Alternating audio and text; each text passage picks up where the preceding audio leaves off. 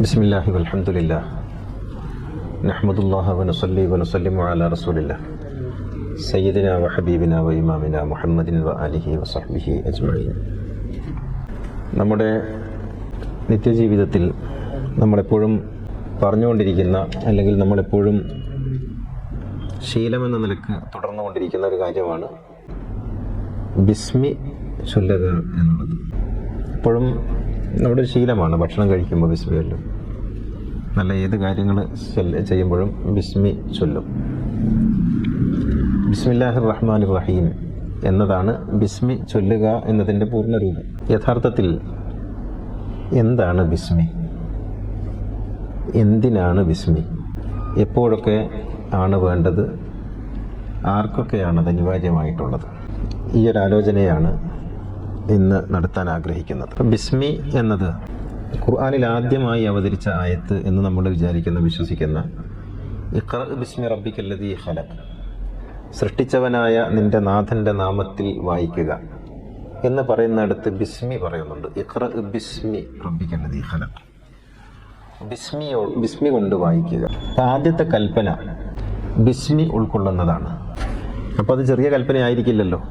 ബിസ്മി എന്ന് പറയുന്ന ഒരു കാര്യം ഒരു പ്രവാചകന് പ്രവാചകത്വം നൽകുന്നതിൻ്റെ ആദ്യമായി, ഒരു സമൂഹത്തെ പരിവർത്തിപ്പിക്കുന്നതിൻ്റെ ഭാഗമായി നൽകുന്ന പ്രധാനപ്പെട്ട സന്ദേശമായി തീരുകയാണ്.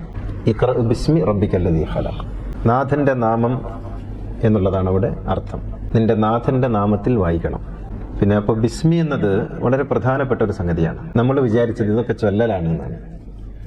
നേരത്തെ ആരോ ചോദിച്ച പോലെ സ്വലാത്ത് ചൊല്ലുക, ഇന്നല്ലാഹ വമലായികതഹു യുസല്ലൂന അലൻ നബി യാ അയ്യുഹല്ലദീന ആമനൂ സ്വല്ലൂ അലൈഹി വസല്ലിമു തസ്ലീമാ, നിങ്ങൾ സ്വലാത്ത് ചൊല്ലണം എന്ന് പറയുന്നിടത്ത്, നിങ്ങൾ ദിക്ർ ചൊല്ലണം എന്ന് പറയുന്നിടത്ത് നമുക്ക് ഈ ചൊല്ലിപ്പറച്ചിൽ വളരെ രസമുള്ളൊരു സംഗതിയാണ്.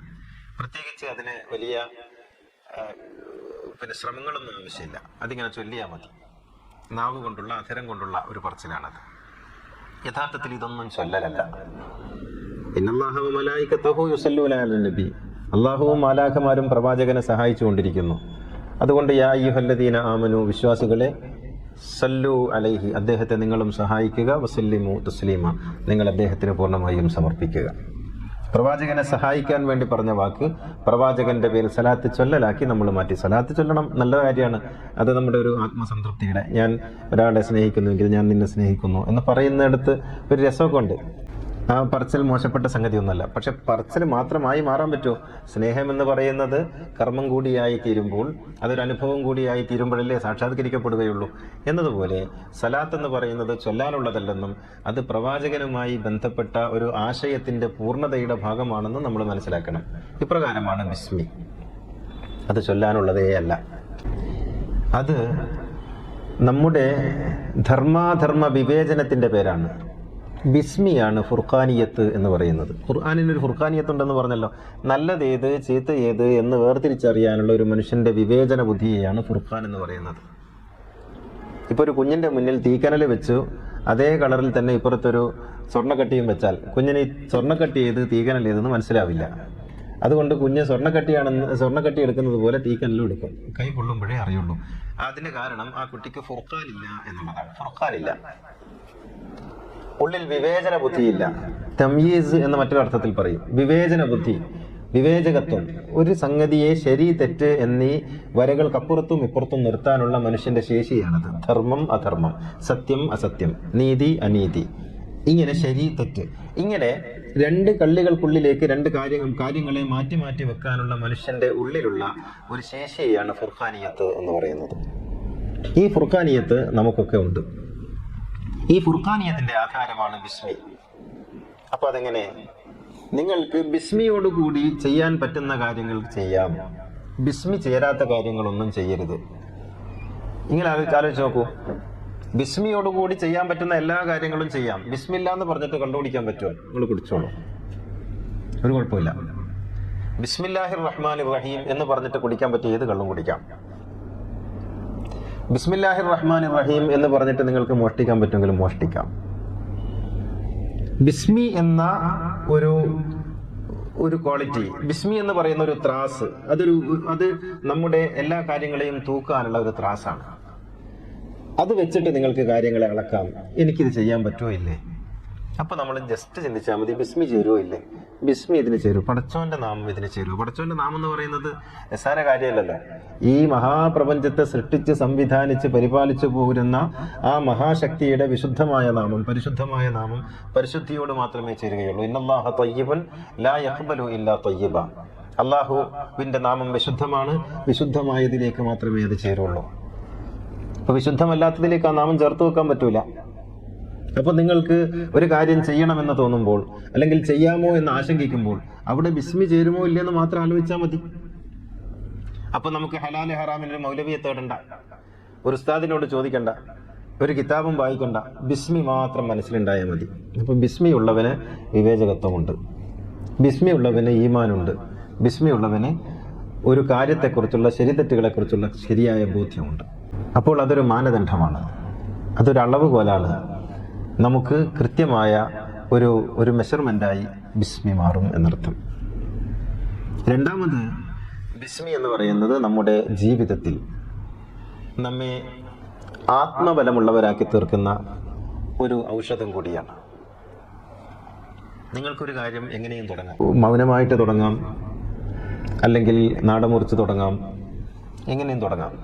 എല്ലാ തുടക്കവും നല്ലത് തന്നെയാണ്, ഒരു തുടക്കത്തിനും മോശമൊന്നുമില്ല. പക്ഷെ അതോടൊപ്പം നിങ്ങളുടെ മനസ്സിൽ പ്രപഞ്ച സൃഷ്ടാവിൻ്റെ നാമത്തെ ആവാഹിച്ചുകൊണ്ടുള്ള ഒരു ഭാവമുണ്ടെങ്കിൽ നിങ്ങൾ നാടമുറിച്ചോളൂ, വിളക്ക് കത്തിച്ചോളൂ, നിങ്ങൾ രാഹുകാലമോ ഗുളികകാലമോ നോക്കിക്കോളൂ, എന്തും ചെയ്തോളൂ. പക്ഷേ അക്കൂട്ടത്തിൽ ആ പ്രപഞ്ചനാഥൻ്റെ നാമം നിങ്ങളുടെ ഉള്ളിൽ ശക്തമായിട്ടുണ്ടെങ്കിൽ അവിടെ നിങ്ങൾക്ക് ഒരു ആത്മബലമുണ്ടാകും. കാരണം നാഥൻ നിങ്ങളുടെ കൂടെയുണ്ട് എന്നുള്ളതാണത്. ലാ തഹ്സൻ ഇന്നല്ലാഹ മഅന. ഇത് പ്രവാചകന്റെ ഒരു വചനമാണ്, നിങ്ങൾക്ക് ഓർമ്മയുണ്ടാവുമല്ലോ. പ്രവാചകനും അബൂബക്കറും സൗറിൽ താമസിക്കുന്നു. അവിടെ ആളുകൾ ഇങ്ങനെ പരതിക്കൊണ്ടിരിക്കുകയാണ്. മുഹമ്മദിനെ കിട്ടിയാൽ 100 ഒട്ടകം, തലവെട്ടി കൊടുത്താൽ 100 ഒട്ടകം കിട്ടും. അങ്ങനെ 100 ഒട്ടകം എന്ന് പറയുന്ന ഒരു വലിയ, ഇന്നത്തെ 100 ബെൻസുകാർ എന്നൊക്കെ പറയുന്ന പോലെയാണ് 100 ഒട്ടകം എന്ന് പറഞ്ഞാൽ, അത്രയും വലിയ ഓഫറാണ്. അങ്ങനെ മുഹമ്മദിന്റെ തലവെട്ടുന്നതിന് വേണ്ടി ഇവരിങ്ങനെ പരക്കം പായുകയാണ്. ഇവരുടെ കാലുകളുടെ ചലനം ഈ ഗുഹയുടെ ഉള്ളിൽ കിടന്നിട്ട് നിങ്ങൾ സൗറിൽ പോയിട്ടുണ്ടെങ്കിൽ നിങ്ങൾക്ക് മനസ്സിലാക്കാൻ പറ്റും. അത് വലിയ ഗുഹ എന്നൊക്കെ പറയുമ്പോൾ നമ്മൾ വിചാരിക്കുന്ന പോലെ വലിയൊരു ഗുഹയൊന്നുമല്ല. അത് 2 കല്ലുകൾക്കിടയിലുള്ള ചെറിയൊരു സ്ഥലമാണ്. അതിനുള്ളിലാണ് ഇവർ രണ്ടുപേരും ഉള്ളത്. അതിനടിയിലൂടെ നോക്കുമ്പോൾ ഇവരുടെ കാലുകൾ അങ്ങോട്ടും ഇങ്ങോട്ടും ദ്രുതഗതിയിൽ ചലിക്കുന്നത് കാണാൻ പറ്റും. അപ്പം മുഹമ്മദ് നബിയുടെ ചെവിയിൽ അബൂബക്കർ മെല്ലെ ചോദിച്ചു, അവരെങ്ങാനും കുനിഞ്ഞു നോക്കിയാൽ നമ്മളെ കാണൂലേ? ഇത് വല്ലാത്തൊരവസ്ഥയാണ്, നിങ്ങൾ ആലോചിച്ച് നോക്കുക. അവരൊന്ന് കുനിഞ്ഞു നോക്കിയാൽ നമ്മളെ കാണൂലേ? അപ്പോൾ പ്രവാചകൻ പറഞ്ഞു, ലാ തഹ്സൻ ഇന്നല്ലാഹ മഅന. ചോദിച്ചത് പ്രവാചകൻ ഇങ്ങനെയാണ് ചോദിച്ചത്, മാ ദന്നുക യാ അബൂബക്കർ ബിസ്നൈനി അല്ലാഹു തആലിതുഹുമാ ലാ തഹ്സൻ ഇന്നല്ലാഹ മഅന. അല്ല അബൂബക്കറെ, നീ എന്താ വിചാരിക്കുന്നത് നമ്മൾ രണ്ടുപേരും തനിച്ചാണ് ഇവിടെ? മാ ദന്നുക യാ അബൂബക്കർ, നിനക്കെന്താ തോന്നുന്നത് നമ്മൾ രണ്ടുപേരും മാത്രമേ ഉള്ളൂ ഇവിടെ?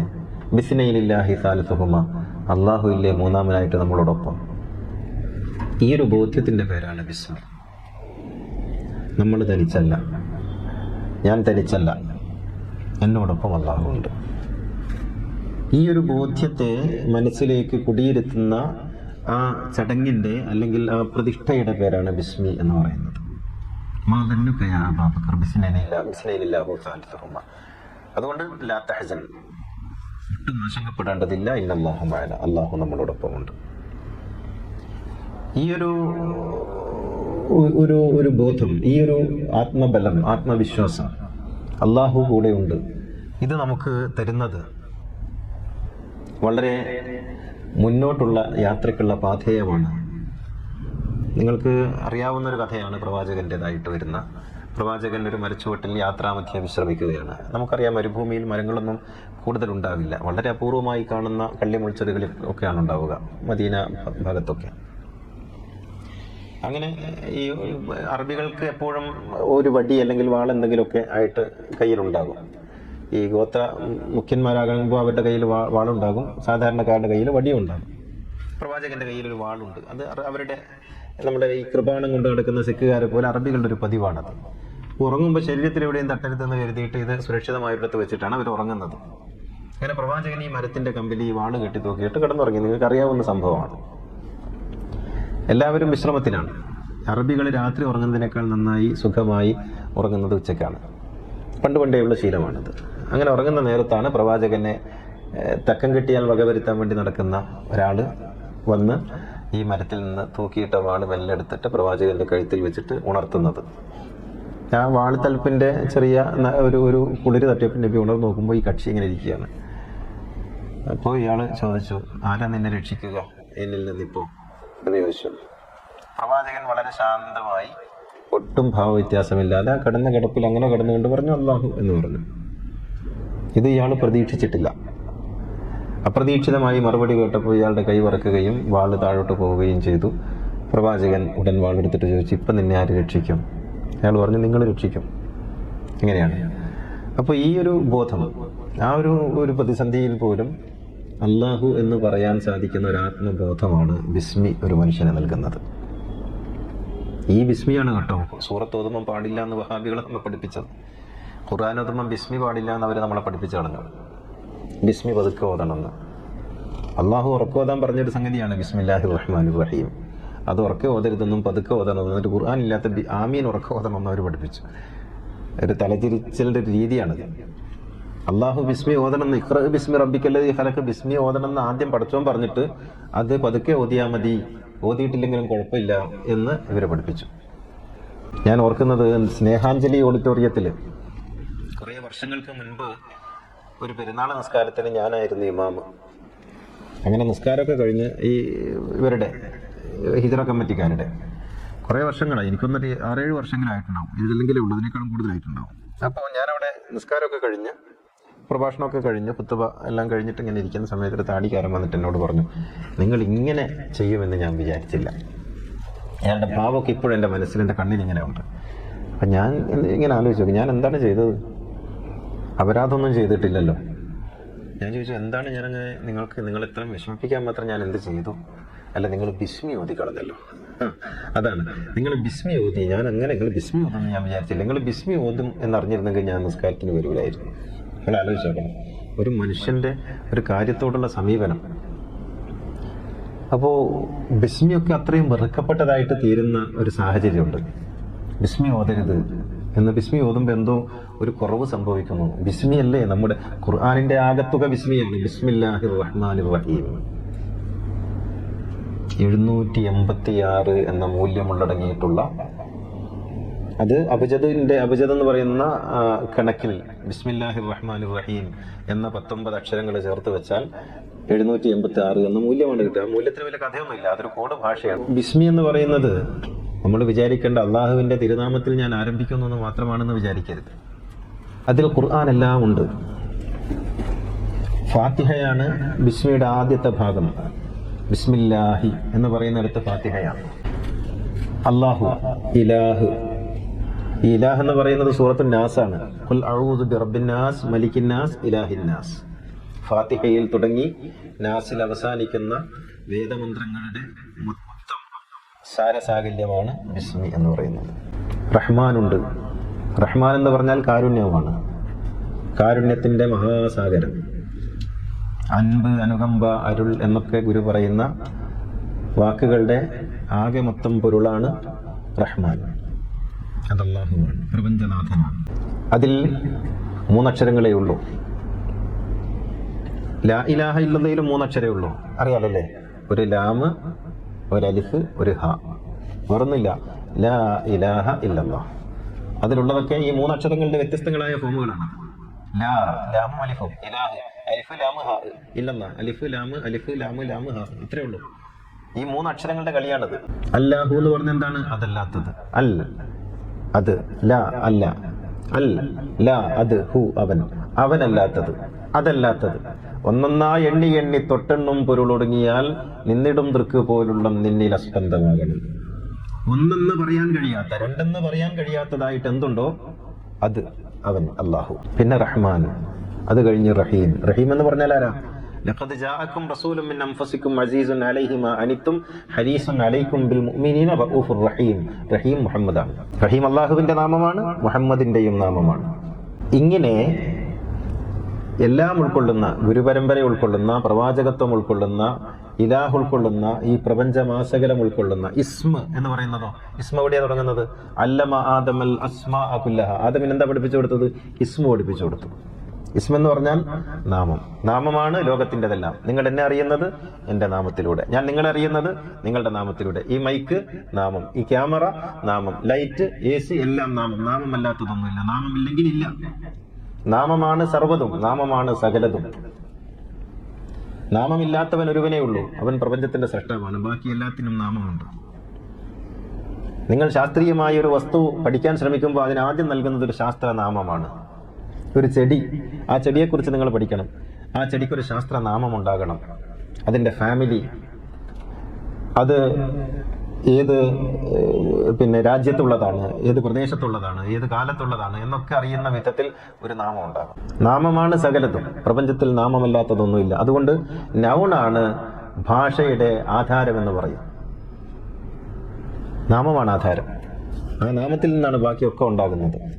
അതാണ് ഇസ്മ. ബിസ്മില്ലാഹിർ റഹ്മാനിർ റഹീം. വഅല്ലമ ആദമൽ അസ്മാഅ കുല്ലഹ. ആദമിന് എല്ലാ നാമങ്ങളും പഠിപ്പിച്ചു. ഇസ്മ. അപ്പോൾ ബിസ്മി എന്ന് പറയുന്നത് ഇങ്ങനെ ഒരു വലിയ ആശയത്തിൻ്റെ ഉള്ളടക്കമുള്ള ഒരു വലിയ പ്രയോഗമാണ്. അതൊരു ചൊല്ലലല്ല, അതൊരു മനോഭാവമാണ്, അതൊരു സംസ്കാരമാണ്.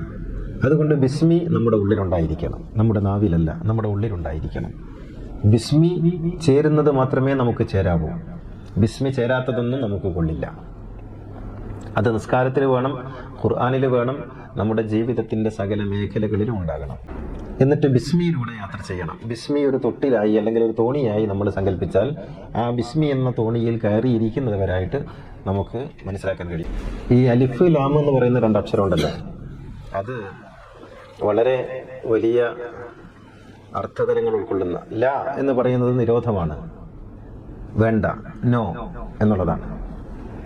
തള്ളിക്കളയലാണ്, തിരസ്കരിക്കലാണ്, വേണ്ടെന്ന് പറയലാണ്, മാറി നിൽക്കലാണ് ല. അടുത്തത് സ്വീകരണമാണ്. അൽ സ്വീകരണമാണ്. ഒരേ വാക്ക്. ലാമിന്റെ ശേഷം അലിഫ് വരുമ്പോൾ നിരാകരണം, ലാമിന്റെ മുമ്പ് അലിഫ് വരുമ്പോൾ സ്വീകരണം. ലാ അൽ, അതാണ് ലാ ഇലാഹ ഇല്ലല്ലാഹ് വരുന്നത്. അപ്പോൾ ഒരു അക്ഷരം ഒരക്ഷരത്തിന്റെ മുന്നേക്ക് വരുമ്പോഴും ഒരക്ഷരം ഒരക്ഷരത്തിന്റെ പിറകേക്ക് വരുമ്പോഴും ഉണ്ടാകുന്ന മാറ്റം വിരുദ്ധങ്ങളാണ്. ഈ തിരസ്കാരവും ഉൾക്കൊള്ളലുമാണ് യഥാർത്ഥത്തിൽ ദൈവവിശ്വാസത്തിന്റെ അല്ലെങ്കിൽ ദൈവബോധ്യത്തിന്റെ ഒക്കെ തലങ്ങളിലേക്ക് നമ്മൾ ഉയർത്തുന്നത്. മതം പരാജയപ്പെടുന്നത് അവിടെയാണ്. മതത്തിൽ തിരസ്കാരമില്ല. നിങ്ങൾ ഒരു മതത്തിൽ ജനിക്കുന്നു, അങ്ങനെ അങ്ങ് ജീവിച്ചു പോകുന്നു. നിങ്ങൾ തിരസ്കരിച്ചിട്ടില്ല, അതുകൊണ്ട് തന്നെ നിങ്ങൾ സ്വീകരിച്ചിട്ടുമില്ല. തിരസ്കരിക്കാത്തതൊന്നും ആരും സ്വീകരിക്കുന്നില്ല. നിങ്ങൾ ചിന്തിക്കാൻ തുടങ്ങുമ്പോൾ നിങ്ങൾ തിരസ്കരിക്കുന്നു. അങ്ങനെ ഒരു ദൈവമോ? അങ്ങനെ ഉണ്ടാവില്ലല്ലോ. തിരസ്കാരം തുടങ്ങി. അങ്ങനെ ഒരു നിയമമോ? അതുണ്ടാവാൻ സാധ്യതയില്ലല്ലോ. തിരസ്കാരം ആരംഭിച്ചു. അപ്പോൾ ബിസ്മി നിങ്ങളുടെ ഉള്ളിൽ പ്രവർത്തിച്ചു തുടങ്ങി. എന്നിട്ട് നിങ്ങൾ പറയുന്നു, അപ്പം അതല്ല, ഇതാണ് ശരി. അപ്പം നിങ്ങൾ സ്വീകരിച്ചു. തിരസ്കാരത്തിലൂടെ സ്വീകരണം സംഭവിക്കുന്നു. തിരസ്കരിക്കുന്നില്ലേ? നിങ്ങൾക്ക് അങ്ങനെയുള്ളൊരു ചിന്ത തന്നെ ഇല്ല. അങ്ങനെയാണ് നിങ്ങളങ്ങനെ പോകുന്നു, പൊങ്ങുതടി പോലെ. പൊങ്ങുതടിക്ക് പ്രത്യേകിച്ചൊരു റോളും ഇല്ല. ആ വെള്ളം പോകുന്ന വഴിക്ക് അങ്ങ് പോകും. നിങ്ങൾക്ക് ജീവനുണ്ടെന്നാൽ നിങ്ങൾ പൊങ്ങുതടിയാവില്ല. നിങ്ങളുടെ ഉള്ളിൽ ബിസ്മി ഉണ്ടെന്നാൽ നിങ്ങൾ തിരസ്കരിച്ച് സ്വീകരിക്കുന്നവരായിത്തീരും. ഇതിനാണ് ത്യാജഗ്രാഹ്യ ബുദ്ധി എന്ന് മലയാളത്തിൽ പറയുന്നത്. ത്യജിക്കാനും ഗ്രഹിക്കാനുമുള്ള ശേഷിയാണത്. അതാണ് ബിസ്മി. ത്യജിക്കാനും ഗ്രഹിക്കാനും ത്യാജഗ്രാഹ്യ ബുദ്ധി എന്ന് പറയും. ഒന്ന് കേൾക്കുമ്പോൾ അതിനെ അങ്ങനെ തന്നെ ഗ്രഹിക്കുക എന്നുള്ളതിനപ്പുറത്ത് അതിനെ ത്യജിക്കാനും അതിനപ്പുറത്തേക്ക് ചിന്തിക്കാനും നമുക്ക് കഴിയണം. അത് ബിസ്മിയിൽ നമുക്ക് സംഭവിക്കുന്ന ഒരു കാര്യമാണ്. അതുകൊണ്ടാണ് എഴുതാത്തത് വായിക്കണം എന്ന് പറയുന്നത്. ഇങ്ങനെ ബിസ്മി നമുക്ക് നൽകുന്ന ഉൾക്കരുത്ത് വളരെ വലുതാണ്. അതുകൊണ്ട് ബിസ്മി ഉള്ളവരായി തീരണം. അങ്ങനെയാണ്. അപ്പോൾ ആ ബിസ്മിയാണ് നമുക്ക് കൈമോശം വരാതെ ശ്രദ്ധിക്കേണ്ടത്.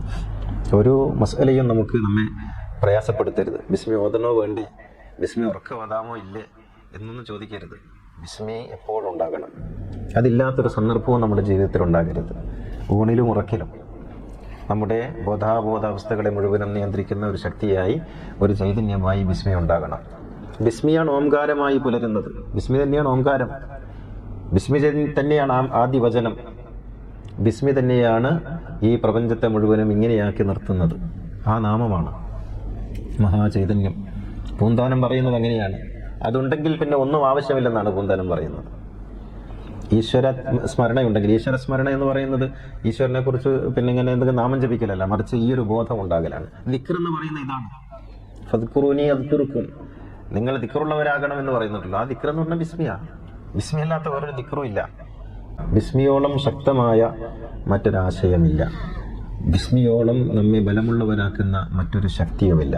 എല്ലാം ഉള്ളടങ്ങിയിട്ടുള്ള ഒരു സമഗ്രമായ മന്ത്രണത്തിൻ്റെ പേരാണ് ബിസ്മി എന്ന് പറയുന്നത്.